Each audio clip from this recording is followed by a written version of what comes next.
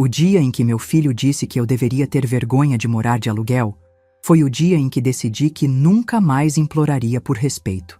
Trabalhei 6 anos em silêncio e comprei minha casa sozinha. Quando ele quis tomar, chamei a polícia. Meu nome é Marluce Santos Silva, tenho 71 anos e durante muito tempo achei que ser mãe significava aceitar qualquer coisa em silêncio. Hoje, sentada na varanda da minha primeira casa própria, olhando para o jardim que eu mesma plantei, posso dizer que estava enganada. Mas essa descoberta me custou décadas de humilhação. Há 1 ano, eu ainda morava num pequeno apartamento de aluguel em Sorocaba. 28 anos pagando aluguel. 28 anos ouvindo do meu próprio filho que eu era um fracasso. Ricardo, meu único filho, sempre me tratou como se eu fosse um peso na vida dele. Especialmente depois que se casou com a Camila.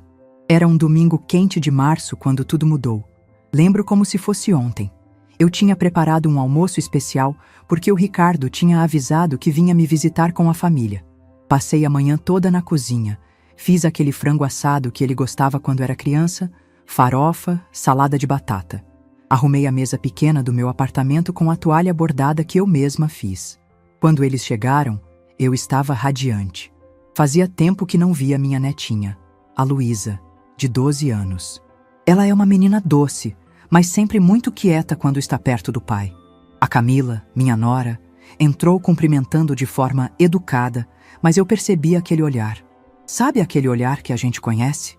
De quem está julgando cada cantinho da nossa casa?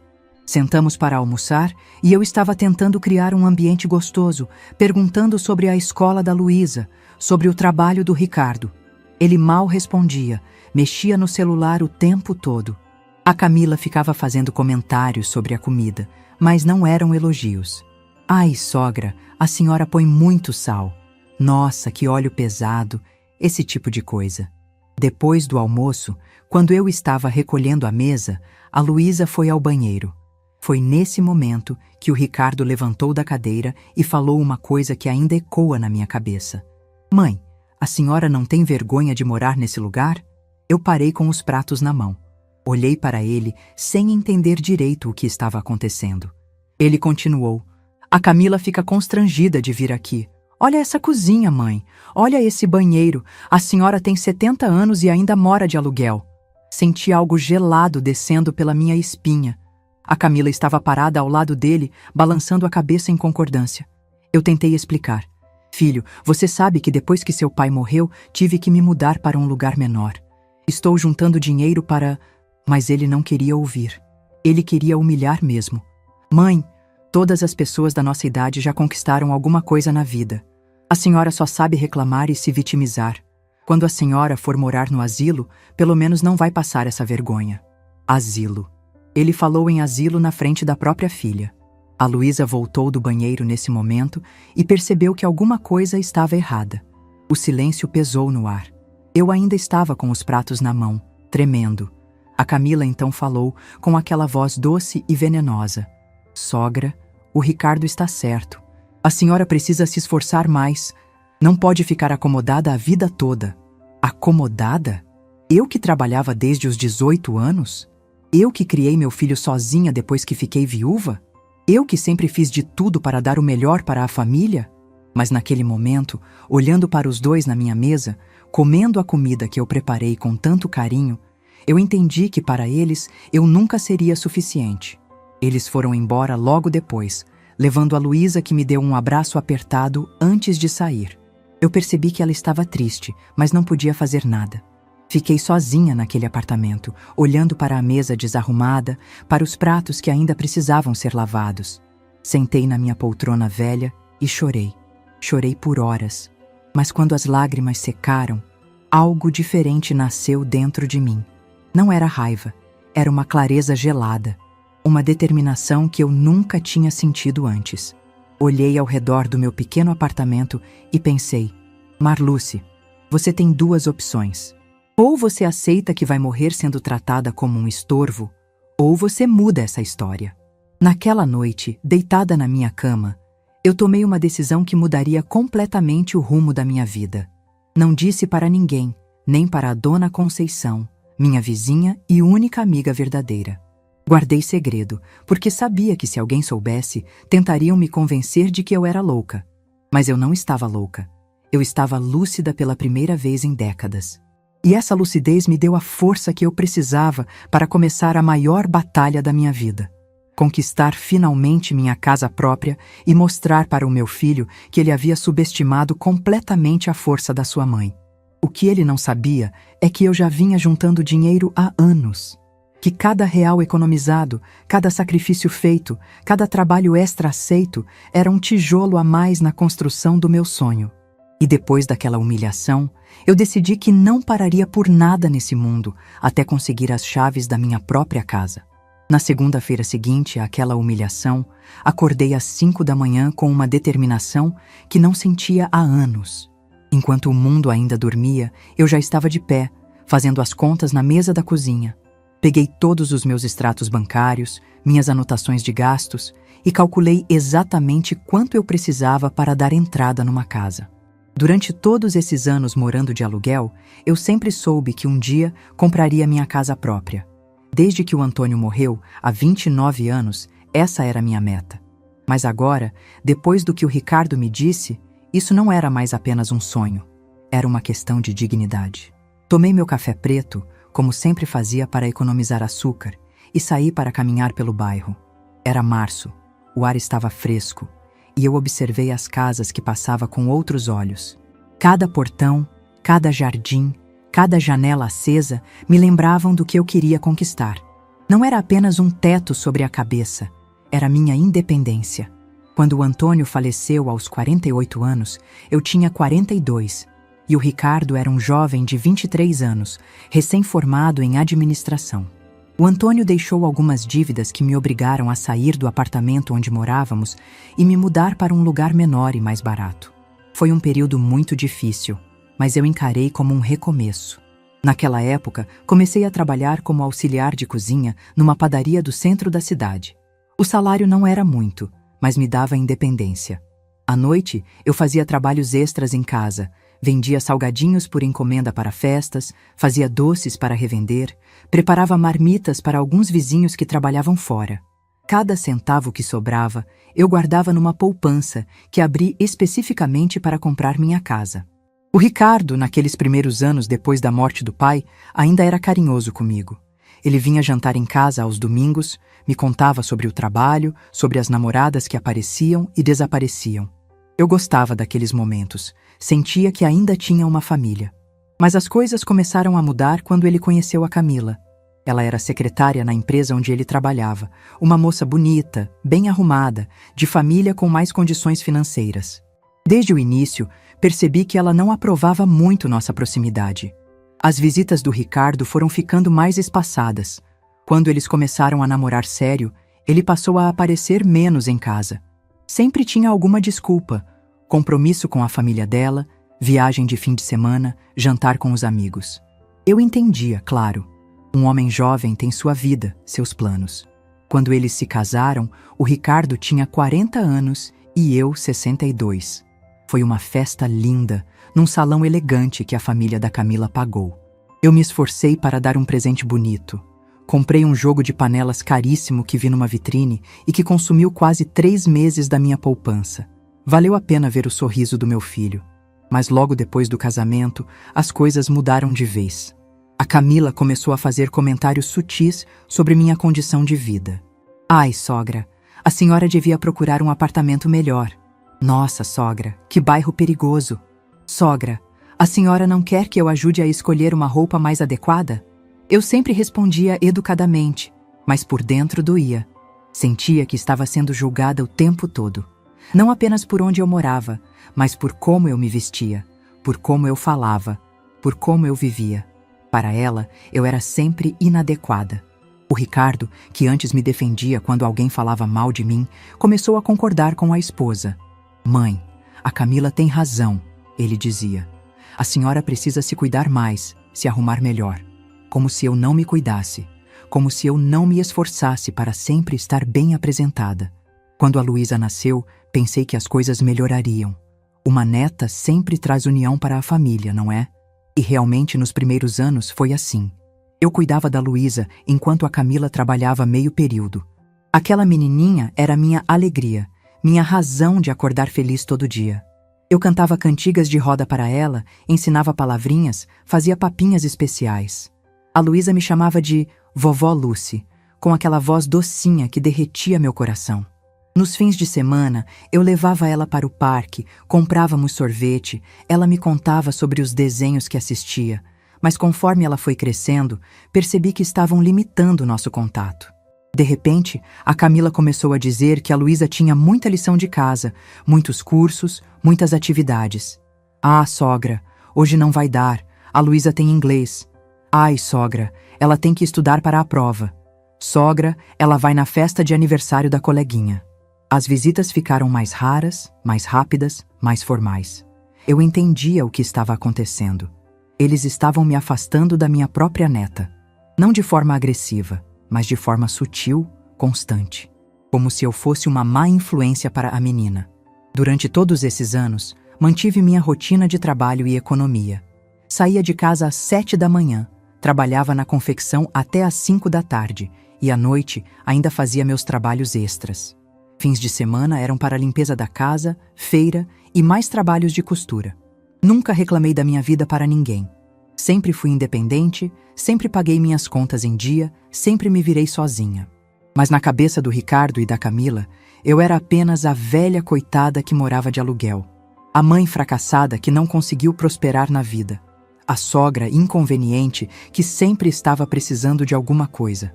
Essa última parte me magoava especialmente, porque eu nunca pedi nada para eles. Pelo contrário, sempre que precisaram, eu estava lá. Quando o Ricardo ficou desempregado por alguns meses, eu ofereci ajuda financeira. Quando a Camila teve problemas de saúde após o parto da Luísa, eu cuidei da casa e da bebê sem receber um centavo. Mas para eles, essas coisas não contavam. O que contava era que eu morava num apartamento pequeno, num bairro simples, e isso os envergonhava. Principalmente a Camila, que sempre fazia questão de comentar sobre as casas bonitas dos familiares dela, sobre os apartamentos elegantes das amigas. Naquela manhã de caminhada, depois da humilhação do domingo, eu fiz uma parada na imobiliária do bairro. Só para dar uma olhada nas casas disponíveis, entender melhor os preços. O corretor, um rapaz simpático, me mostrou algumas opções. Casas simples, mas com quintal, com garagem, com espaço para ter um jardim. Voltei para casa com uma clareza que não tinha antes. Peguei minha caderneta de poupança e contei cada centavo que havia juntado ao longo dos anos. Tinha uma quantia considerável, fruto de décadas de sacrifício e disciplina. Mas ainda precisava de mais. Foi quando tomei a decisão de intensificar meus trabalhos extras. Comecei a aceitar mais encomendas de salgados, a trabalhar até mais tarde preparando doces, a abrir mão de alguns pequenos luxos que ainda me permitia. Cada real que entrava era um real a mais na conta da casa própria. Também comecei a procurar trabalhos de faxina. Conhecia algumas senhoras do bairro que sempre comentavam sobre a dificuldade de encontrar alguém confiável para a limpeza. Ofereci meus serviços, mesmo sabendo que seria um trabalho pesado para a minha idade. Dona Helena foi a primeira a me contratar. Era uma senhora elegante, viúva como eu, mas com uma condição financeira bem melhor. Ela precisava de alguém para faxina pesada 2 vezes por semana. Aceitei imediatamente, sem pestanejar sobre o esforço físico que isso representaria. O trabalho era realmente cansativo. Eu limpava vidros, encerava chão, lavava banheiros, organizava armários. Chegava em casa exausta, com dores nas costas e nos joelhos. Mas todo final de semana, quando recebia meu pagamento, eu sentia uma satisfação que não sentia há anos. Não contei para ninguém sobre esses trabalhos extras. Nem para o Ricardo, nem para a Camila, nem para a dona Conceição. Quando alguém perguntava por que eu estava mais cansada, eu sempre inventava uma desculpa. Deve ser a idade, eu dizia.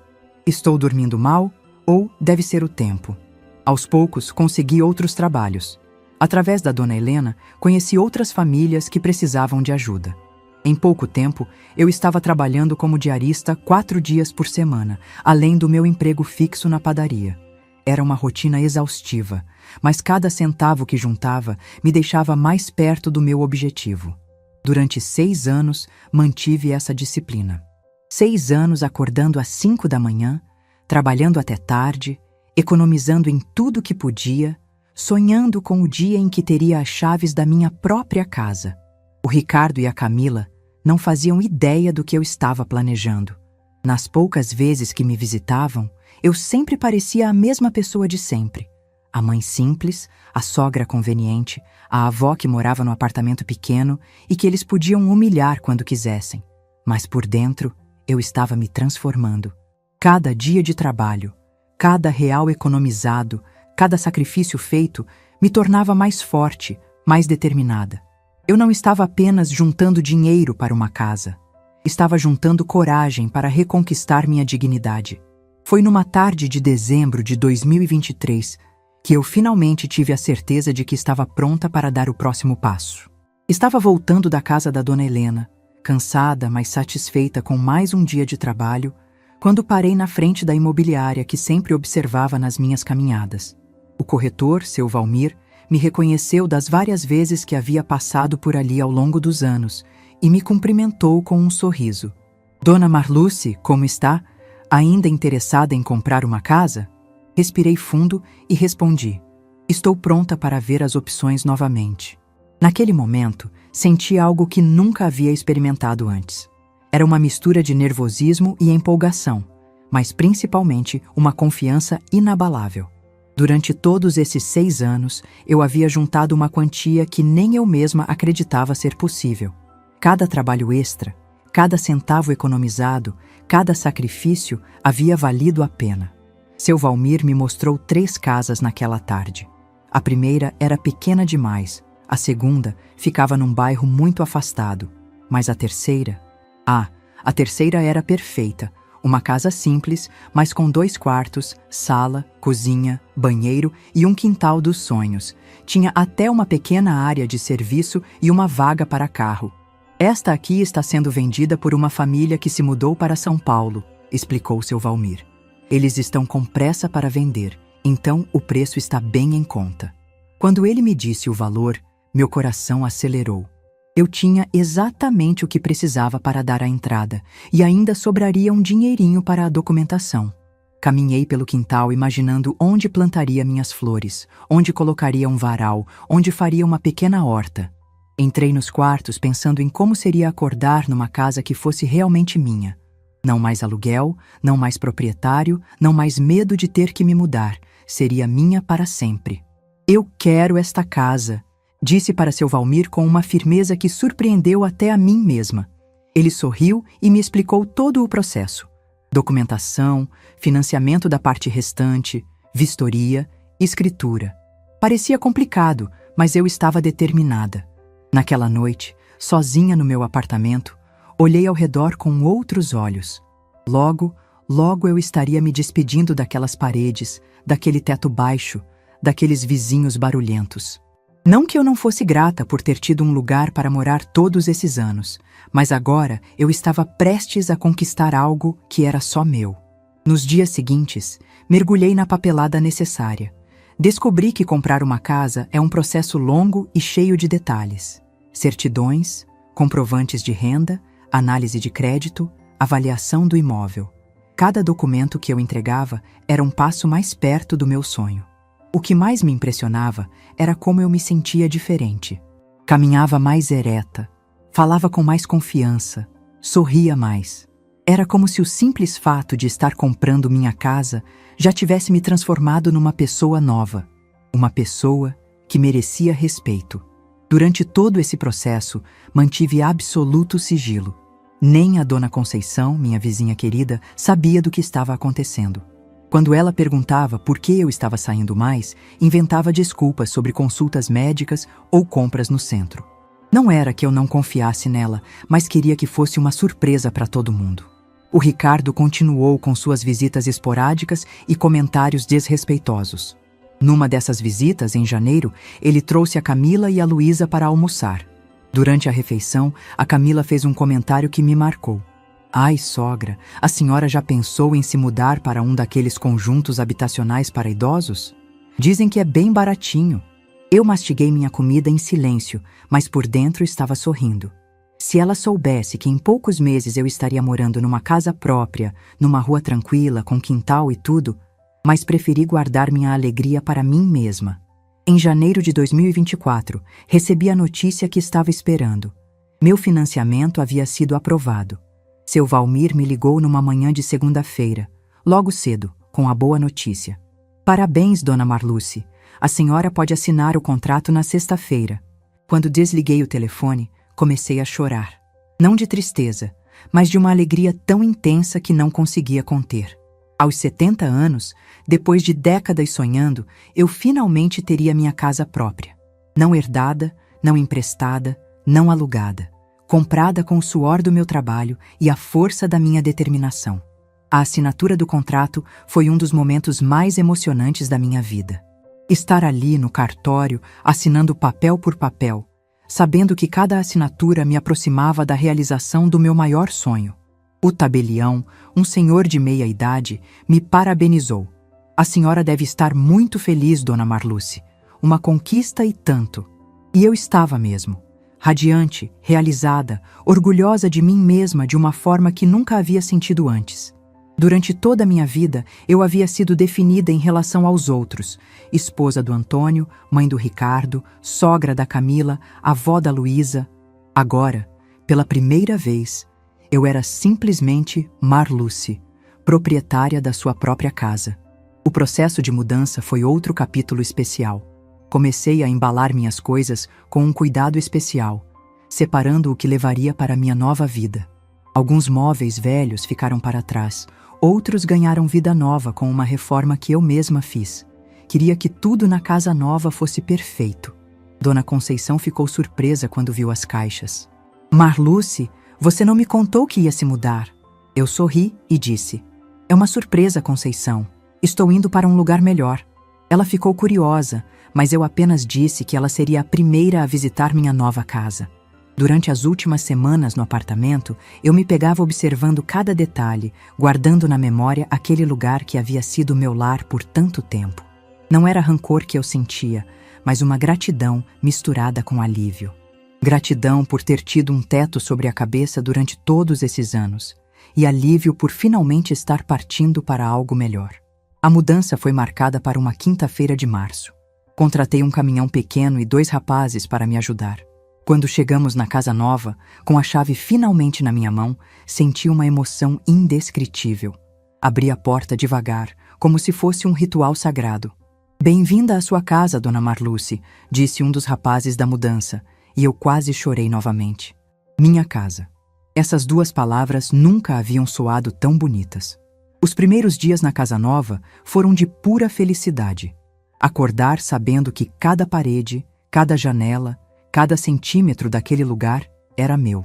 Tomar café da manhã no quintal, ouvindo os passarinhos, vendo o sol entrar pela janela da cozinha. Dormir na minha cama, no meu quarto, na minha casa. Comecei a arrumar tudo com carinho. Plantei flores no quintal, organizei os móveis de forma a aproveitar melhor cada espaço. Pendurei quadros nas paredes. Cada pequeno detalhe era pensado com amor, porque finalmente eu tinha a liberdade de fazer da minha casa exatamente como eu queria. Foi durante esses primeiros dias que tomei uma decisão importante. Não contaria para o Ricardo imediatamente sobre a casa. Queria curtir um pouco essa conquista só para mim, sem comentários, sem julgamentos, sem a opinião de ninguém. Era meu momento, minha vitória, minha alegria. Mas eu sabia que logo ele descobriria. E quando descobrisse, eu estava pronta para mostrar que a velha, fracassada, que morava de aluguel, havia se tornado uma mulher independente, dona do seu próprio destino. Uma mulher que merecia respeito, admiração e, principalmente, orgulho do próprio filho. Naquela primeira semana na casa nova, todas as noites antes de dormir, eu fazia uma pequena caminhada pelos cômodos. Era meu ritual de gratidão. Agradecer por cada sacrifício que me trouxe até ali, por cada trabalho extra, por cada centavo economizado, mas principalmente agradecer por ter descoberto, aos 70 anos, que nunca é tarde para reconquistar nossa dignidade. As primeiras semanas na minha casa nova foram de uma felicidade que eu nunca imaginei que fosse possível experimentar. Acordava todos os dias com um sorriso no rosto, caminhava pelos cômodos como se estivesse descobrindo tesouros e cada pequena tarefa doméstica se tornava um prazer. Varrer o quintal que era meu, regar as plantas que eu mesma escolhi, sentar na varanda contemplando o movimento da rua, tudo isso tinha um sabor especial de liberdade. Dona Conceição foi minha primeira visita oficial. Quando ela chegou e viu a casa, ficou boquiaberta. Marluce, minha filha, como você conseguiu uma casa tão bonita assim? Eu sorri com orgulho e contei tudo para ela. Os anos de trabalho, os sacrifícios, a determinação.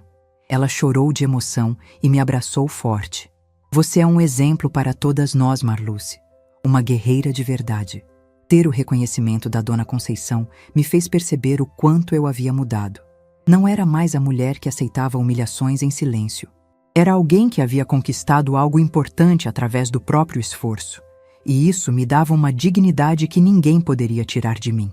Nos fins de semana, eu me dedicava a deixar a casa cada vez mais do meu jeito. Pintei a cozinha de um amarelo alegre, coloquei cortinas novas que eu mesma escolhi numa loja do centro. Organizei um cantinho de leitura na sala com uma poltrona confortável que comprei numa promoção. Cada mudança era uma afirmação da minha personalidade, do meu gosto, da minha individualidade. O quintal se tornou meu projeto especial. Plantei rosas vermelhas próximo ao portão, fiz uma pequena horta com temperos e algumas verduras e criei um cantinho com suculentas que exigiam pouco cuidado, mas deixavam tudo mais bonito. Toda manhã, depois do café, eu regava as plantas e conversava com elas. Parece bobagem, mas aquelas plantas eram a prova viva de que eu estava criando vida e beleza no meu próprio espaço. Uma tarde, estava no quintal cuidando das flores quando ouvi a campainha tocar. Através do portão, vi uma mulher elegante de meia-idade que não reconheci. Boa tarde, a senhora é a Dona Marluce? Confirmei e ela se apresentou. Sou Beatriz, moro na casa azul ali da esquina. Vim dar as boas-vindas à vizinhança. Beatriz se revelou uma vizinha maravilhosa. Era professora aposentada, viúva como eu, e tinha uma energia contagiante. Nos tornamos amigas rapidamente. Ela me contou sobre as atividades do bairro, me apresentou a outras vizinhas, me convidou para participar de um grupo de caminhada matinal que se reunia na pracinha próxima. Pela primeira vez em muito tempo, comecei a fazer parte de uma comunidade de verdade. As vizinhas me respeitavam, valorizavam minha opinião, me tratavam como igual. Era uma sensação completamente diferente do que eu vivia com minha própria família. Ali, eu não era a sogra inconveniente ou a mãe fracassada. Era simplesmente Marluce, uma mulher trabalhadora que havia conquistado sua casa própria. O grupo de caminhada se tornou um dos melhores momentos dos meus dias. Saíamos às 6 da manhã, caminhávamos por 40 minutos conversando sobre tudo: filhos, netos, saúde, receitas, novelas, política. Eram mulheres de diferentes idades e condições sociais, mas todas nos tratávamos com carinho e respeito mútuo. Foi durante uma dessas caminhadas que conheci a doutora Fernanda, uma advogada de uns 50 anos que morava no bairro e sempre participava do grupo nos fins de semana. Ela era uma mulher forte, decidida, que falava sobre direitos das mulheres e sobre a importância de sermos independentes. Suas palavras faziam eco no meu coração. Marluce, ela me disse numa manhã depois da caminhada, você é um exemplo inspirador. Aos 70 anos, conquistar uma casa própria sozinha não é para qualquer uma. Você deve se orgulhar muito de si mesma. E eu me orgulhava mesmo. Pela primeira vez na vida, eu me via como uma pessoa admirável, não como alguém que precisava se desculpar por existir. Minha rotina de trabalho também havia mudado. Continuava fazendo faxina para algumas famílias, mas agora com menos necessidade financeira e mais por escolha. O dinheiro que ganhava, eu usava para pequenos melhoramentos na casa, para comprar coisas que me davam prazer, para ter uma reserva de emergência. Não precisava mais contar cada centavo como fazia antes. Comecei a me cuidar melhor também. Fiz um corte de cabelo novo numa cabeleireira que a Beatriz me recomendou, comprei algumas roupas mais alegres, passei a usar um batom discreto que realçava meu sorriso. Não era vaidade, era autoestima. Era me tratar com o carinho que eu merecia. Uma manhã, enquanto regava as plantas, percebi que havia mudado completamente minha postura corporal. Caminhava mais ereta, falava com mais firmeza, olhava as pessoas nos olhos com confiança. A casa própria não havia mudado apenas minha condição financeira, havia transformado minha alma. Durante esse período, mantive minha rotina normal de trabalho, mas agora saindo da casa nova. Quando o Ricardo ligava no meu celular, eu atendia normalmente, mas não mencionava nada sobre a mudança. Ele sempre ligava correndo, apenas para cumprir protocolo, perguntando se eu estava bem, se precisava de alguma coisa. Conversas rápidas, superficiais, onde ele mal prestava atenção nas minhas respostas. Dona Conceição, que continuava morando no antigo prédio, às vezes me encontrava na rua quando eu voltava para buscar alguma correspondência que ainda chegava lá. Marluce, você está com uma cara ótima. Essa casa nova te fez muito bem. Ela sempre comentava, e realmente eu me sentia revigorada, como se tivesse ganhado uma nova vida. Durante as noites solitárias na minha casa, eu refletia muito sobre tudo o que havia acontecido. Os anos de humilhação, os sacrifícios silenciosos, a determinação que me trouxe até ali. Percebi que o momento da humilhação, por mais doloroso que tenha sido, havia sido necessário. Foi o empurrão que eu precisava para tomar as rédeas da minha própria vida. Comecei a pensar também em como seria quando o Ricardo finalmente descobrisse sobre a casa, porque eu sabia que uma hora ele descobriria. E quando isso acontecesse, eu estava preparada. Não com raiva ou desejo de vingança, mas com a tranquilidade de quem sabe seu próprio valor. As plantas do quintal estavam crescendo lindas, as rosas vermelhas começavam a desabrochar. A horta já produzia alguns temperos que eu usava na cozinha. Tudo na minha vida estava florescendo, literalmente e figurativamente. Era como se eu tivesse plantado sementes de dignidade e agora estivesse colhendo os frutos. Uma tarde, a doutora Fernanda veio tomar café comigo.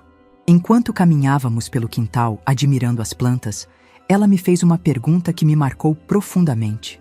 Marluce, você alguma vez se arrependeu de ter esperado tanto tempo para tomar essa decisão? Pensei por um momento antes de responder. Não me arrependo, Fernanda. Cada coisa tem seu tempo. Se eu tivesse tentado fazer isso antes, talvez não tivesse dado certo.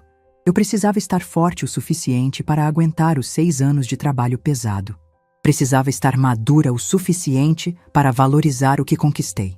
Ela sorriu e concordou. Você tem razão. E olha só o resultado. Você não apenas comprou uma casa, você se transformou numa mulher completamente diferente.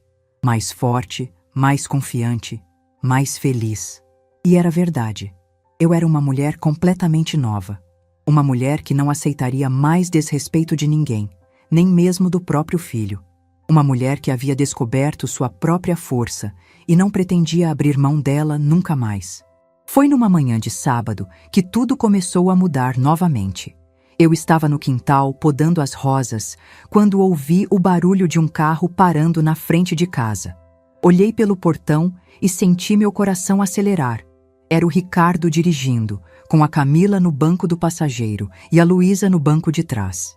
Ele tinha descoberto meu endereço, provavelmente através de algum conhecido, ou talvez tenha pedido informações na padaria onde eu trabalhava. O importante é que agora ele estava ali, na frente da minha casa, e eu podia ver pela expressão dele que estava surpreso e confuso. Respirei fundo, tirei as luvas de jardinagem e caminhei até o portão. Oi, filho, que surpresa vê-los aqui.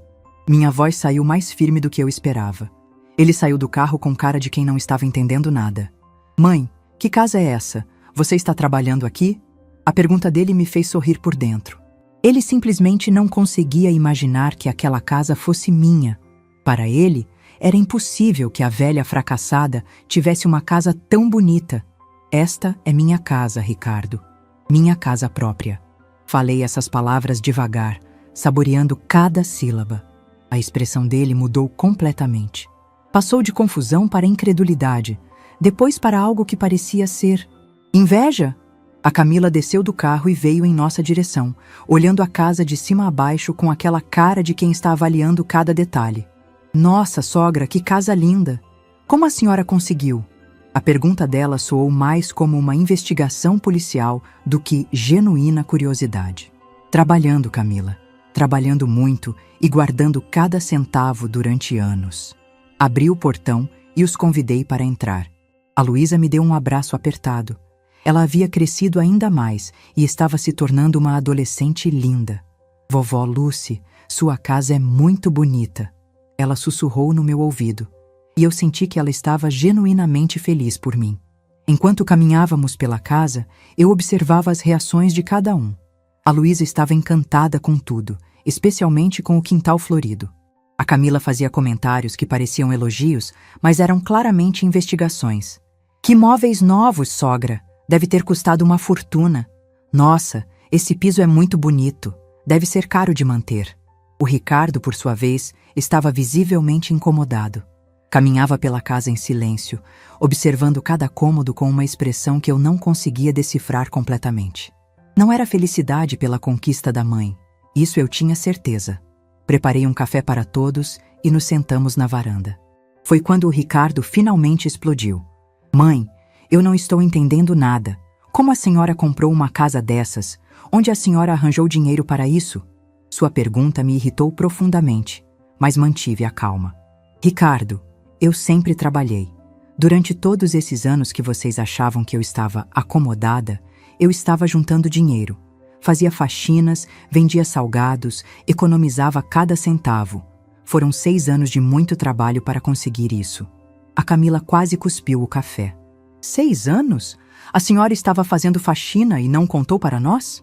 Havia indignação na voz dela, como se eu tivesse cometido um crime por trabalhar sem pedir permissão. Não achei necessário contar, respondi calmamente. Vocês sempre deixaram claro que eu deveria me esforçar mais, que deveria parar de me vitimizar. Foi exatamente isso que fiz. O silêncio que se seguiu foi ensurdecedor. Ricardo olhava para mim como se estivesse vendo uma estranha. A Camila mexia no celular, claramente desconfortável. Apenas a Luísa parecia genuinamente interessada, perguntando sobre as flores, sobre os passarinhos que vinham no quintal, sobre como era morar numa casa própria. Depois de 1 hora, eles se levantaram para ir embora. Foi quando aconteceu algo que mudou tudo. Ricardo parou na porta da sala, olhou ao redor mais uma vez e disse: Que bom que a senhora comprou uma casa, mãe. A Camila vai adorar morar aqui. Senti como se tivesse levado um soco no estômago. Como é que é, Ricardo? Minha voz saiu baixa, perigosa. A Camila se aproximou e pôs a mão no meu braço. Ah, sogra, nós estávamos pensando. Agora que a senhora tem essa casa grande, seria perfeito para a família toda. Nós poderíamos vir morar aqui com a senhora. Já estou imaginando como vamos decorar o quarto da Luísa. O mundo parou por um momento. Eles realmente achavam que eu havia comprado aquela casa para eles. Que depois de anos de humilhação, de desrespeito, de me tratarem como um estorvo, eu simplesmente entregaria minha maior conquista de bandeja. Esperem aqui um momento, disse, me levantando da cadeira. Respirei fundo, dei um sorriso entre os dentes e caminhei até a cozinha com passos firmes. Peguei meu telefone e disquei um número que nunca pensei que precisaria usar. Polícia Militar? Gostaria de reportar uma tentativa de invasão de propriedade. Voltei para a varanda onde eles estavam conversando animadamente sobre os planos para a casa. Ricardo falava sobre transformar meu cantinho de leitura em escritório, a Camila media mentalmente os espaços para os móveis deles e a Luísa, coitada, parecia constrangida com a situação. Vocês vão ter que esperar mais um pouco, anunciei calmamente. Chamei alguém para esclarecer a situação. O Ricardo franziu a testa, mas eu não dei explicações. 15 minutos depois, 2 policiais militares chegaram à minha porta. Eram 2 homens jovens, educados, que me cumprimentaram respeitosamente. A senhora chamou a ocorrência? Sim, respondi com voz firme. Estas pessoas estão tentando se apropriar da minha casa, estão fazendo planos para morar aqui sem minha autorização. Ricardo quase desmaiou quando viu os policiais. Mãe, a senhora chamou a polícia? Nós somos sua família. A voz dele saiu esganiçada, desesperada. Exatamente por isso, respondi calmamente. Porque vocês são minha família e deveriam me respeitar, não tentar tomar o que é meu. Um dos policiais pediu os documentos da casa.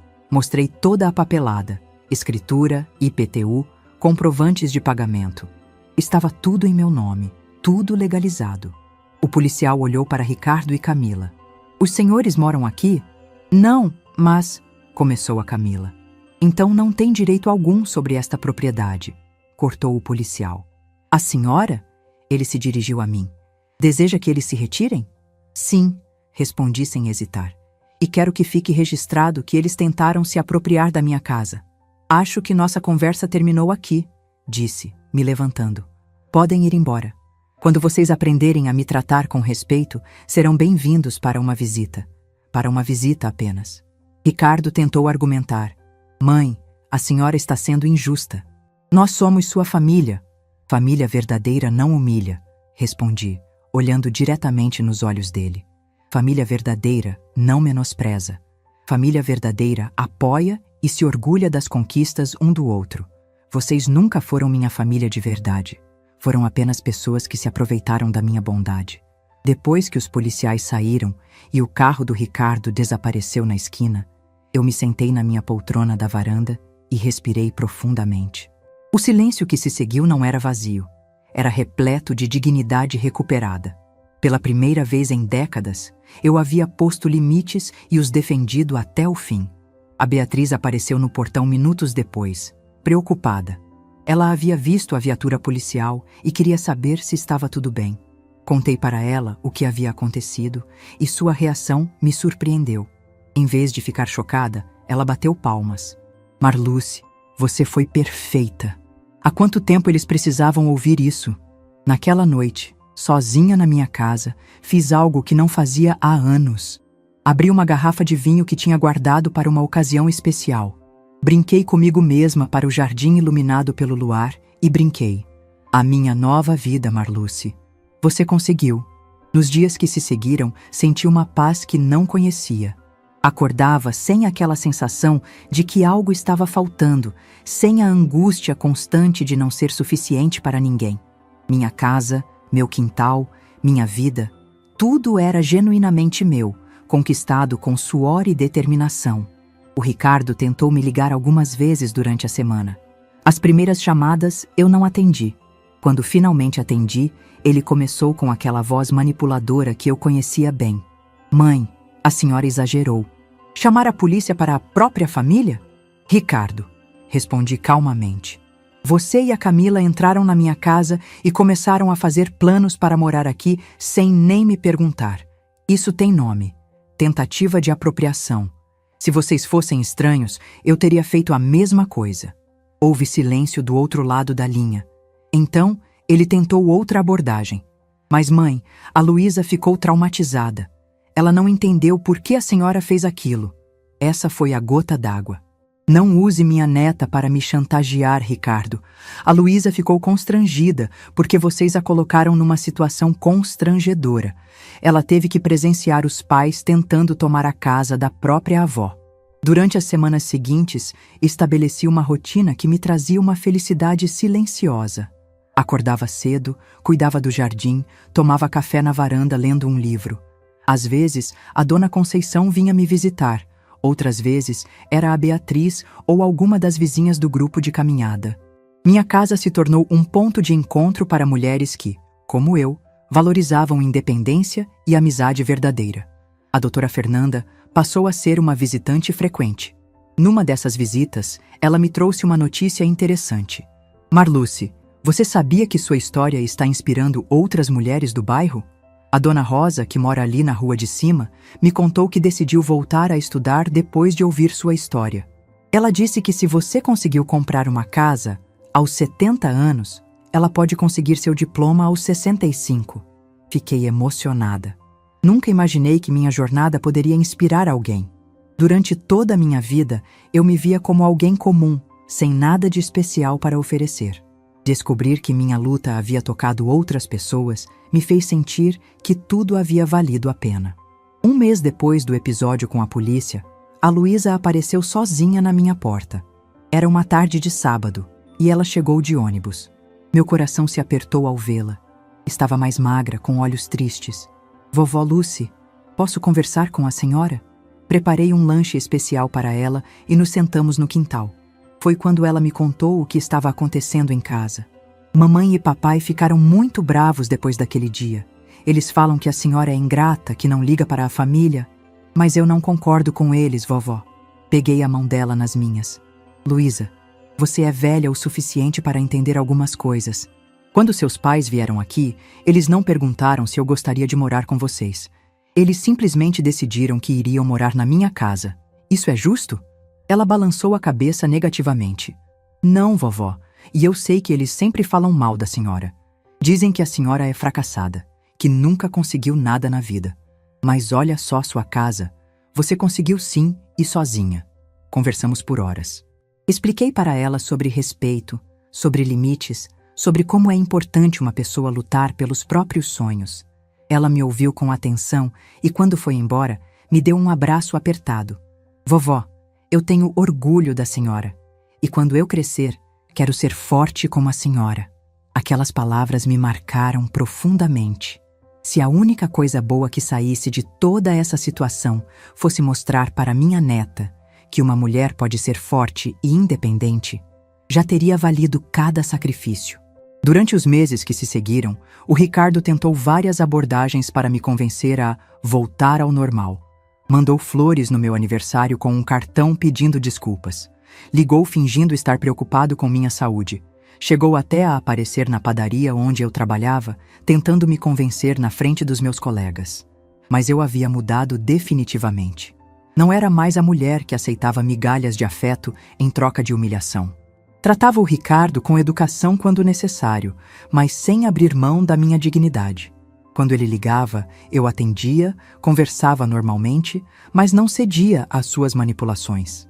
A Camila, por sua vez, simplesmente desapareceu da minha vida. Nunca mais me ligou, nunca mais veio me visitar. Para ela, eu só tinha valor enquanto pudesse ser útil ou explorada. Quando me impus, perdi a utilidade e virei persona non grata. Curiosamente, isso me deixou aliviada. Percebi que durante anos eu havia tentado conquistar o amor de uma pessoa que simplesmente não tinha capacidade de me amar de verdade. Estava livre desse fardo emocional. Hoje, completou 1 ano desde que me mudei para esta casa. 1 ano desde que reconquistei minha dignidade.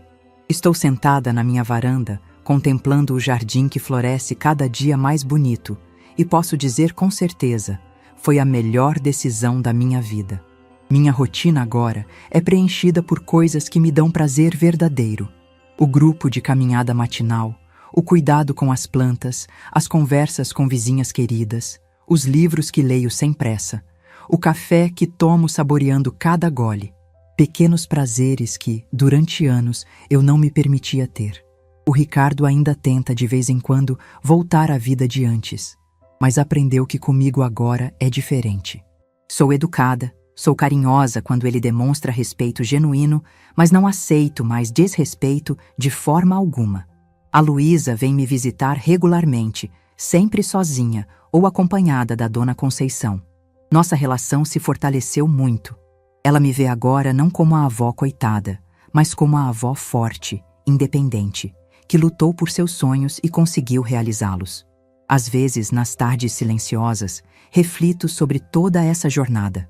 Penso na mulher que eu era há 1 ano, insegura, sempre pedindo perdão por existir, aceitando qualquer coisa em nome do amor familiar, e olho para quem me tornei. Uma mulher de 71 anos que descobriu que nunca é tarde para reconquistar a própria dignidade. Minha casa se tornou mais do que um teto sobre a cabeça. Ela é o símbolo da minha independência, da minha capacidade de recomeçar, da minha força para dizer não quando necessário. É a prova física de que eu não sou fracassada, não sou incapaz, não sou indigna de respeito. Quando olho para o futuro, não vejo mais incertezas ou medos. Vejo uma mulher que aprendeu a se valorizar, que construiu uma rede de amizades verdadeiras, que tem uma casa própria conquistada com trabalho honesto. Vejo alguém que ensinou para a própria neta que força não tem idade e que respeito não se implora, se conquista. E se alguém me perguntasse se eu faria tudo diferente, minha resposta seria não. Cada lágrima, cada sacrifício, cada momento de solidão me trouxe até aqui, até este lugar de paz, dignidade e autorrespeito que eu nunca havia experimentado antes. Esta é minha casa. Esta é minha vida. E finalmente, esta sou eu. Se essa história tocou seu coração, deixe seu like, se inscreva no canal e comente aqui embaixo. No meu lugar, o que você faria? Sua mensagem pode iluminar o dia de alguém.